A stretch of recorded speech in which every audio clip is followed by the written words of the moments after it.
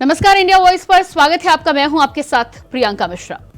UP के बुलंदशहर में PM Modi की रैली के साथ आज बीजेपी के चुनावी अभियान का आगाज हो गया, जिसके बाद पीएम की 20,000 करोड़ की परियोजनाओं की सौगात के साथ ही 2014 और 2019 के इतिहास को दोहराने की मंशा भी पीएम मोदी ने साफ कर दी है। पीएम मोदी के भाषण की बात करें तो एक तरफ राम और दूसरी तरफ विकसित राष्ट्र पर पीएम मोदी जोर देते हुए नजर आए। राम से राष्ट्र के सपने को साकार करना है। साथ ही बुलंदशहर के सपूत पूर्व मुख्यमंत्री कल्याण सिंह को याद कर पीएम ने बुलंदशहर की जनता को इस ओर भी इशारा कर दिया। तो आज पीएम की जनसभा और पश्चिमी यूपी पर हम करेंगे बातचीत।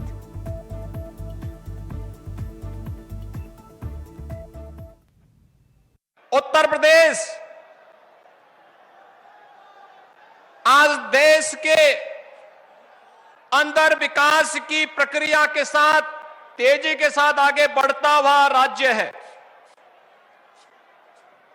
ये जो कुछ भी हो पा रहा है, आदरणीय प्रधानमंत्री जी की कृपा, उनके आशीर्वाद, उनका मार्गदर्शन और उनका नेतृत्व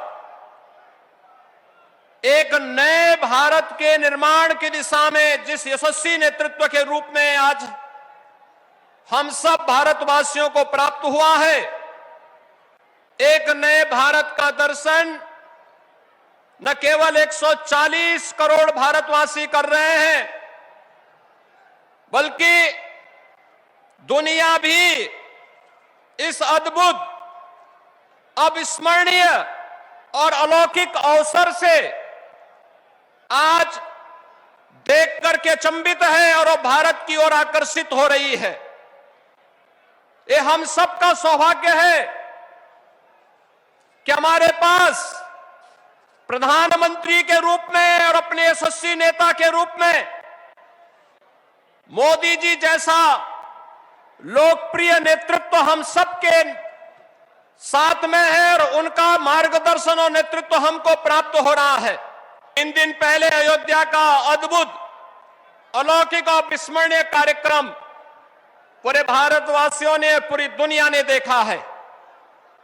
लेकिन साथ साथ इस अद्भुत और विस्मरणीय कार्यक्रम के उपरांत अयोध्या के बाद बुलंदशहर पश्चिमी उत्तर प्रदेश वासियों को आज प्रधानमंत्री जी का मार्गदर्शन प्राप्त होगा और उपहार स्वरूप आज पौष पूर्णिमा भी है। 21,000 करोड़ रुपए से अधिक की परियोजनाओं का सौगात भी उत्तर प्रदेश वासियों को प्राप्त हो रहा है। सोचता था उत्तर प्रदेश में हर जिले में मेडिकल कॉलेज होगा, कोई सोचता था।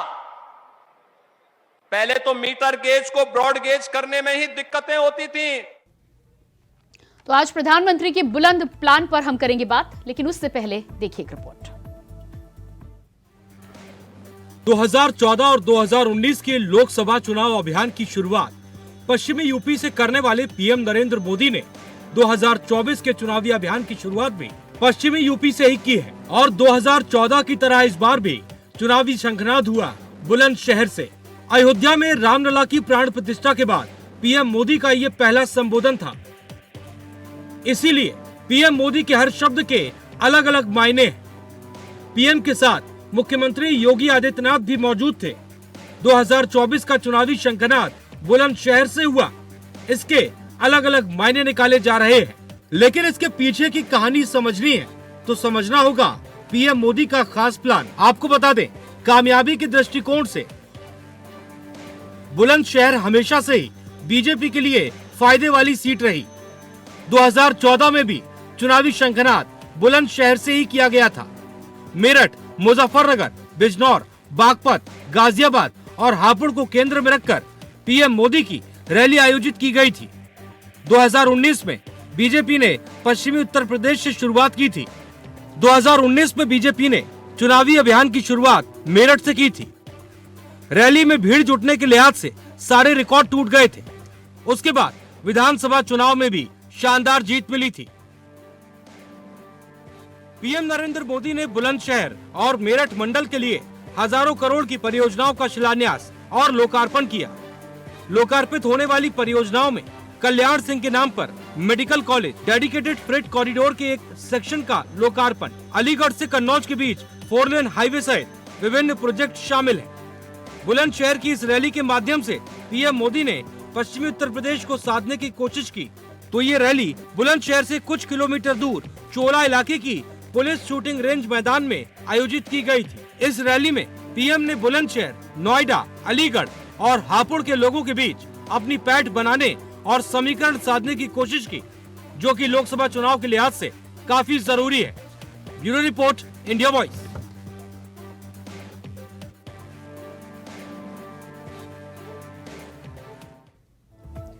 तो आज प्रधानमंत्री की बुलंदशहर प्लान पर हम करेंगे बातचीत। हमारे साथ मेहमान जुड़ चुके हैं रतन तिवारी, नेता कांग्रेस हमारे साथ जुड़ चुके हैं, बहुत स्वागत है आपका। मनोज पंडित जी, बीजेपी नेता हमारे साथ हैं, आपका भी बहुत बहुत स्वागत है। तारिक खान जी, सपा नेता हमारे साथ हैं, स्वागत है आपका। और आरबी उपाध्याय जी, वरिष्ठ पत्रकार हमारे साथ जुड़ चुके हैं, आपका भी बहुत बहुत स्वागत है। सबसे पहले मनोज जी आपके पास आएंगे। जिस तरह से प्रधानमंत्री ने बुलंदशहर से शुरुआत की है और 20,000 करोड़ की परियोजनाओं के साथ शुरुआत की है, माना जा रहा है कि 2014 और 19 में फर्क सिर्फ इतना है कि 14 में बुलंदशहर से शुरुआत हुई थी तो 14 सीटें मिली थी और 19 में मेरठ से शुरुआत होकर 7 सीटें मिली हैं। प्लान साफ है।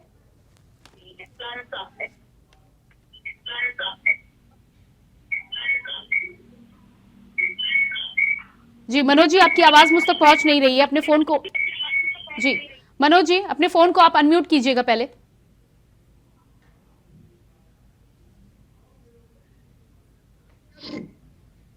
जी आपके पास मैं वापस लौट कर आती हूं। रतन तिवारी जी, आपके पास आऊंगी। जिस तरह से प्रधानमंत्री ने बीजेपी के लोकसभा अभियान की शुरुआत की है और बुलंदशहर से की है, क्या कहना है सबसे पहले तो आपका? सबसे पहले प्रियंका जी आपका नमस्कार करता हूं, सारे मित्रों को मैं प्रणाम करता हूं। जी नमस्कार। देखिए, प्रधानमंत्री नरेंद्र मोदी और पूरी भाजपा बटालियन हमेशा चुनाव के मोड़ में रहती है, इसे इनकार नहीं किया जा सकता। और प्रधानमंत्री मोदी ने जिस प्रकार से एक माहौल बनाया अभी कुछ दिन पहले, वो पूरी तरीके से सीधा संकेत था कि चुनाव में उतरने जा रहे हैं। लेकिन प्रधानमंत्री मोदी अपनी रैलियों में एक भी बार युवाओं का जिक्र नहीं कर रहे हैं, महिलाओं का जिक्र नहीं कर रहे हैं, महंगाई का जिक्र नहीं कर रहे हैं, किसानों की बात नहीं कर रहे हैं। लगातार धर्म के आधार पे भगवान श्री राम के सहारे अपनी नैया पार कराना चाहते हैं।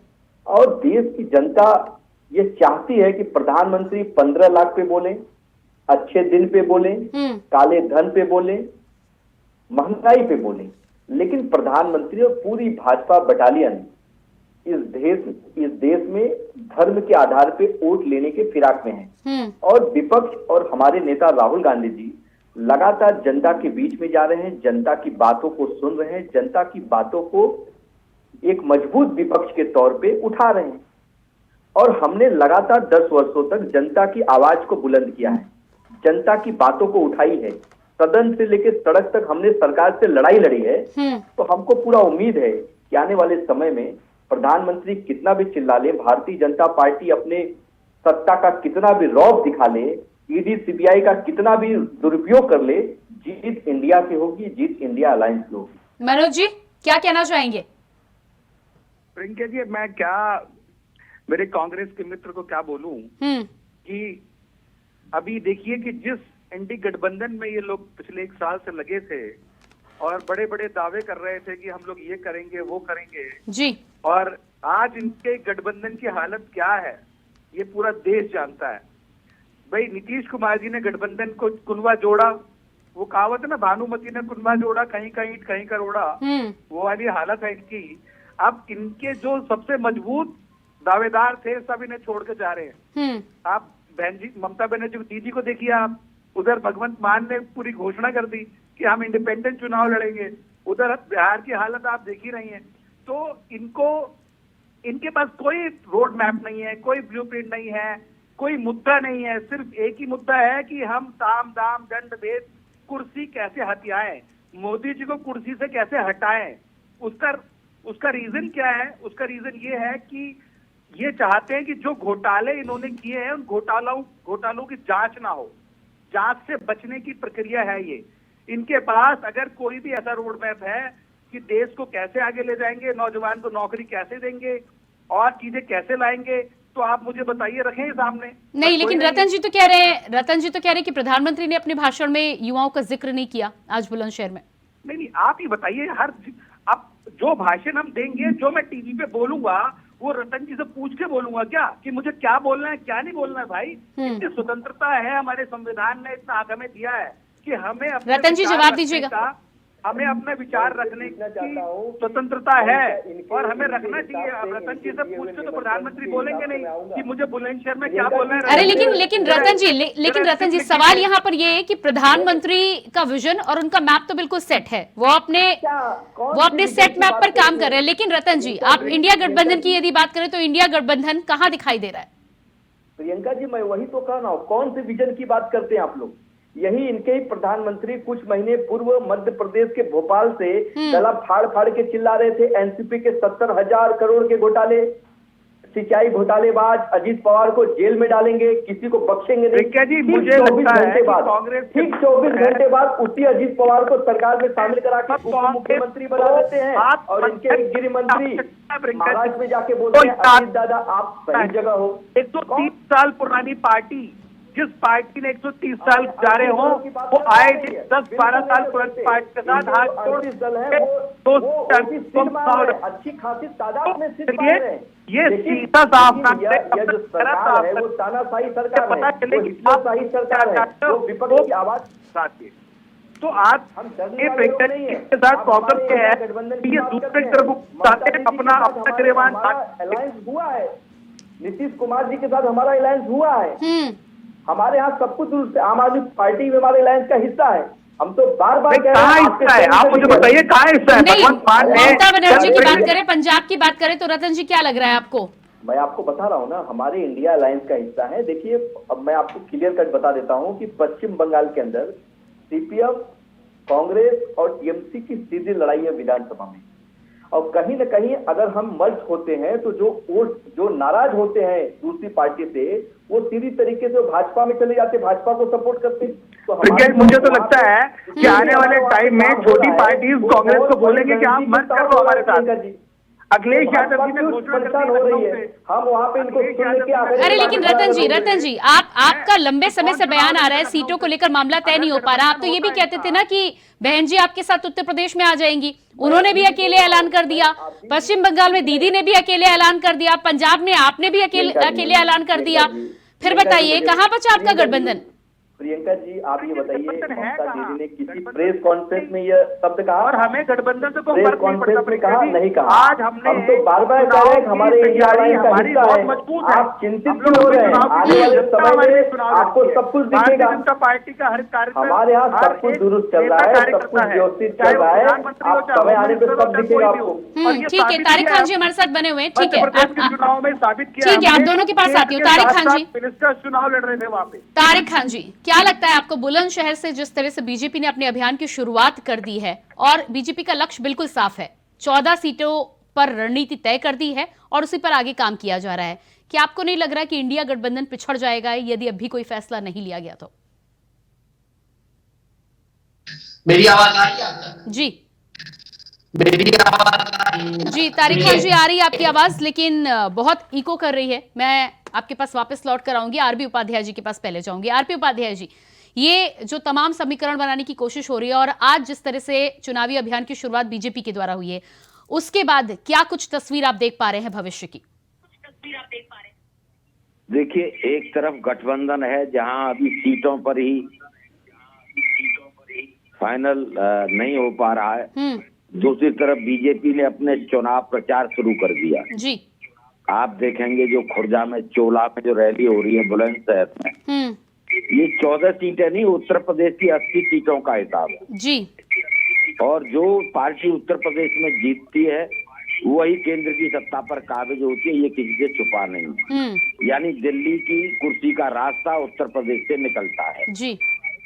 और उत्तर प्रदेश में जहाँ तक गठबंधन का प्रश्न है, तो अखिलेश यादव चाहते नहीं है कि वहाँ किसी को कोई सीट दी जाए, वो चाहते हैं कि वे अकेले के दम पर 80 सीटों पर समाजवादी पार्टी लड़े।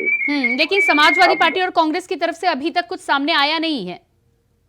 देखिए, सामने आएगा भी नहीं, और जहाँ से सामने आ रहा है वहाँ देख लीजिए बंगाल में ममता दीदी ने मना कर दिया कि भाई हम अकेले लड़ेंगे जी। उधर आप देख लीजिए पंजाब में भगवंत मान ने कह दिया कि हम सारी सीटों पर लड़ेंगे।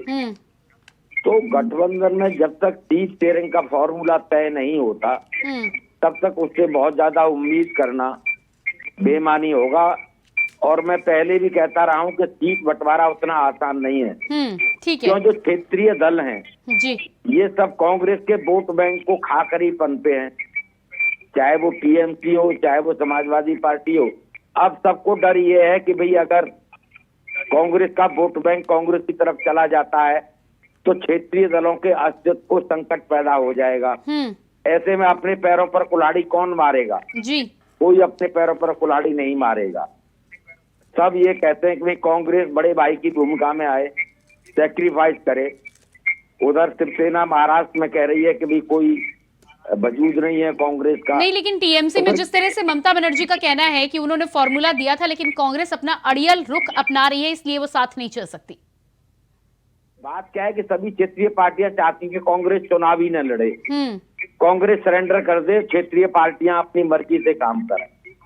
तो कांग्रेस एक राष्ट्रीय पार्टी है, उसे दरकिनार नहीं किया जा सकता। क्षेत्रीय दल अपने आप में अपने अस्तित्व के संकट के लिए लड़ रहे हैं और उनके लिए जरूरी है कि कोई ना कोई राष्ट्रीय पार्टी कांग्रेस साथ में होगी तो गठबंधन का मतलब रहेगा। ठीक है रतन तिवारी जी, जिस तरह से आरबी उपाध्याय जी यहाँ पर इशारा कर रहे हैं कि क्षेत्रीय दल और जिस तरह से ममता दीदी ने बोला है कि कांग्रेस अड़ियल रुख अपना रही है, इस पर आपका क्या कहना है?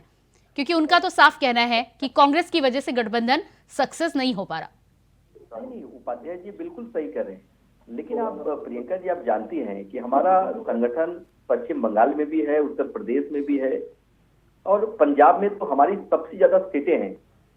तो हम पंजाब में तो सबसे ज्यादा सीटें लड़ेंगे, उत्तर प्रदेश में भी हमारा संगठन नहीं रतन है, तिवारी जी, फिर आपको गठबंधन की जरूरत क्या थी? फिर अपने दम पर क्या भरोसा नहीं था आपको? देखिए प्रियंका जी, पंजाब के अंदर लोकसभा में हम बहुत मजबूत हैं, लेकिन विधानसभा में तो आम आदमी पार्टी की सत्ता है।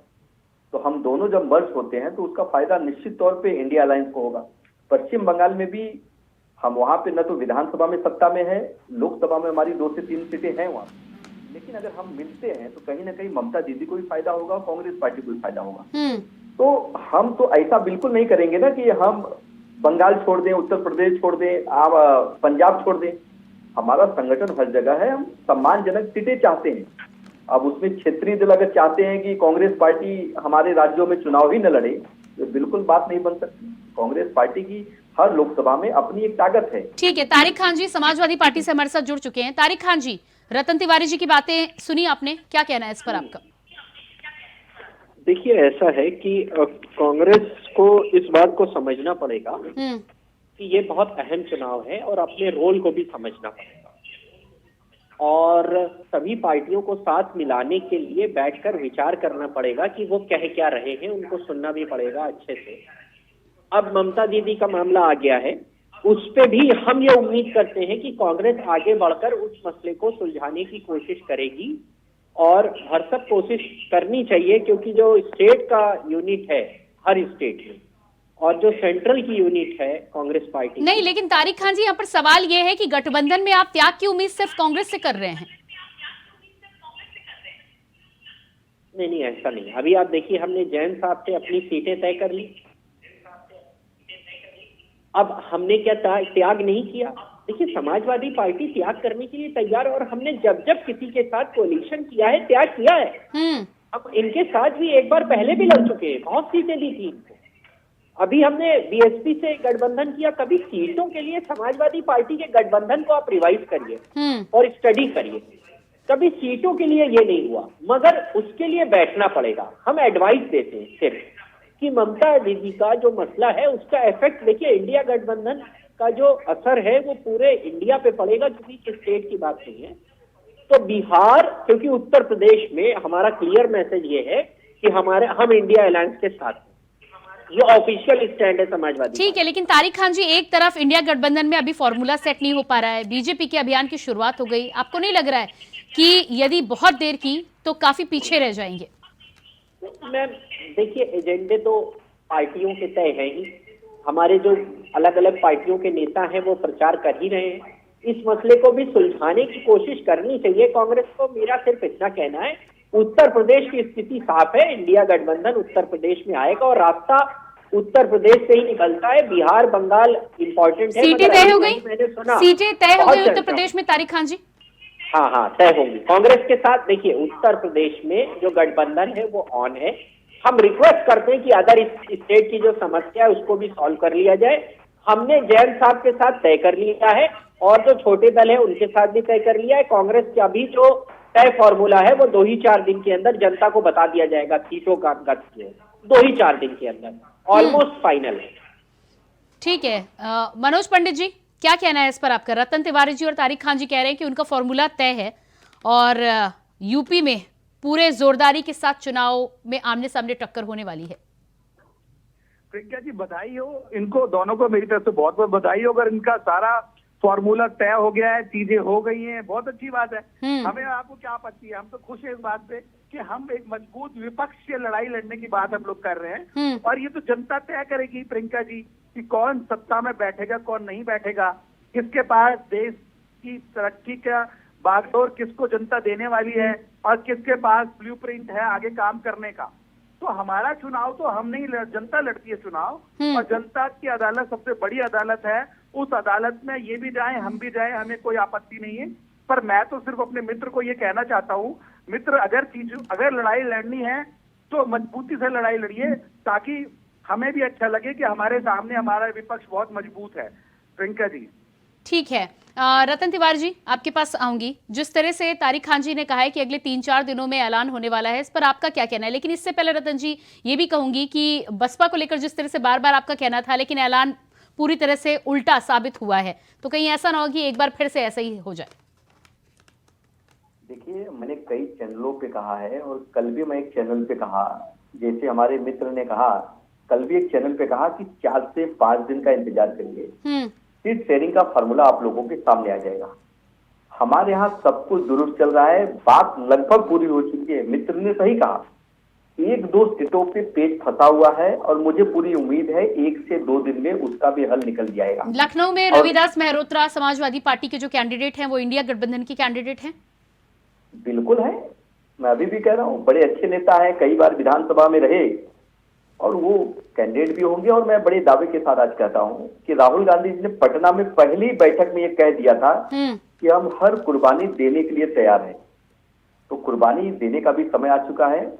अगर नहीं तो कुर्बानी यदि आप उत्तर प्रदेश में दे रहे हैं तो फिर बंगाल में क्या आपत्ति है? बंगाल में भी कुर्बानी दे रहे हैं ना, कोई दिक्कत नहीं।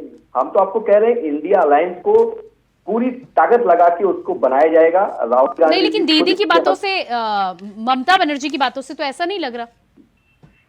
प्रियंका जी, आपने शायद राहुल गांधी का प्रेस कॉन्फ्रेंस में सुना, उन्होंने उस प्रेस कॉन्फ्रेंस में कहा है, उन्होंने कहा है कि ममता दीदी से गांधी परिवार के और कांग्रेस पार्टी के अच्छे रिश्ते हैं। कोई नेता क्या कह देता है, कौन क्या कह देता है, उस पे आप मत जाइए।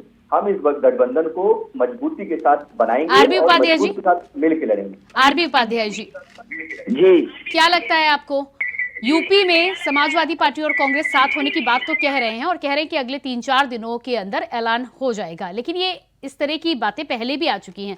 क्या 3-4 दिनों के बाद वाकई आप इसे देख पा रहे हैं कि ऐलान करने में सफल हो पाएंगे सपा और कांग्रेस? देखिए, संभावनाएं बहुत कम हैं। तिवारी जी भी कह रहे हैं पेच फंसा हुआ है और ये पेच फंसा ही रहेगा। इससे पहले भी एक बार हमने देखा है, सपा का और कांग्रेस का गठबंधन हुआ था, लेकिन जमीन पर मैंने देखा है कि दोनों के कैंडिडेट लड़ रहे थे। एक तरफ गठबंधन था, एक तरफ समाजवादी पार्टी का भी कैंडिडेट खड़ा था, कांग्रेस का भी कैंडिडेट खड़ा था और चुनाव हो रहा था। तो इस बार भी मुझे लग रहा है कि कोई फाइनल फैसला नहीं हो पाएगा। टाइम काफी निकल चुका है, समय बचा नहीं है और अब देखिए चुनाव सर पर आ गया है, तो इतना आसान नहीं है सीट शेयरिंग का फॉर्मूला। बंगाल की बात करते हैं, ममता बनर्जी वहाँ कम्युनिस्टों को कोई स्थान देना नहीं चाहती हैं। कांग्रेस चाहती है अभी कम्युनिस्टों को भी सीट दे दो, हमें भी सीट दे दो, उन्होंने कहा भी ठीक है। तारिक खान जी 10 सेकंड लीजिएगा, आरबी उपाध्याय जी के सवाल पर जवाब दीजिएगा। मैम देखिए एक बात बता रहा हूँ आपको, देखिए ये आसान काम नहीं है इतनी पार्टियों को साथ देंगे क्या उस स्टेट में वो सत्ता में है या मुख्य विपक्षी दल है, ये आसान काम नहीं है। बीजेपी की एनडीए की तरह नहीं है कि नागालैंड से 15-20 पार्टी बटोर के लेके आ गए जिनके पास 3-4 वोट ना हो, अरे लेकिन ना हो। अरे लेकिन तारिक खान जी 15 कहते हैं कि तुम लोग पार्टी ज्वाइन बना लो अपनी। अरे लेकिन शुरुआत तो आपने नहीं की थी ना तारिक खान जी, शुरुआत आपने की थी तो फिर आप इससे पूरा करें ना काम। नहीं मैम, बिल्कुल बिल्कुल ये आपका सवाल जायज है। मैं बीजेपी के प्रवक्ता की भी तारीफ करता हूँ कि कम बीजेपी के प्रवक्ता होते हैं जो कहते हैं कि मजबूत विपक्ष होना चाहिए, बिल्कुल मजबूत विपक्ष होना चाहिए। और बीजेपी को ये कहना चाहिए, बीजेपी का कोई प्रवक्ता ये नहीं कहता विपक्ष खत्म है, उनके पास तो जीरो है वो। नहीं, डेमोक्रेसी का मतलब मजबूत विपक्ष। हमने जो शुरुआत की थी, बीच में दिक्कतें जरूर आई हैं, हम एक्सेप्ट करते हैं इस बात को, लेकिन हमें यकीन है और कांग्रेस से हम अनुरोध करते हैं कि इस मसले को सुलझाने के लिए आगे आए, स्टेप उठाए, ममता दीदी से भी बात करें, पंजाब में भी बात करें और बिहार में भी सुलझाने की। ठीक है, अब बॉल आपके कोर्ट में है, देखना होगा कि फैसला क्या कुछ आता है। बहुत बहुत धन्यवाद आप सभी का करना चाहूंगी, मनोज जी, रतन जी, तारिक जी और आरबी उपाध्याय जी, बहुत बहुत धन्यवाद। तो जिस तरह से उत्तर प्रदेश में आज प्रधानमंत्री नरेंद्र मोदी की जनसभा के साथ ही चुनावी सफर की शुरुआत उत्तर प्रदेश में बीजेपी ने कर दी है, वहीं दूसरी तरफ विपक्ष की बात करें तो बिखरा बिखरा विपक्ष अभी भी नजर आ रहा है। अब देखना ये होगा कि क्या अपने तमाम मनमुटाव को मिलाकर एक बार फिर से मजबूत विपक्ष की जो बात कर रहे हैं वो सफल होने में इंडिया कामयाब होता है या नहीं। फिलहाल हमारे इस खास कार्यक्रम में इतना ही। खबरों के लिए बने रहिए इंडिया वॉइस के साथ। नमस्कार।